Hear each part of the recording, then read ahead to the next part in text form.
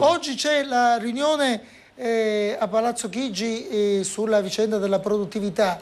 La CGIL non ha firmato quella intesa proposta dagli industriali. Qual è la sua posizione in merito?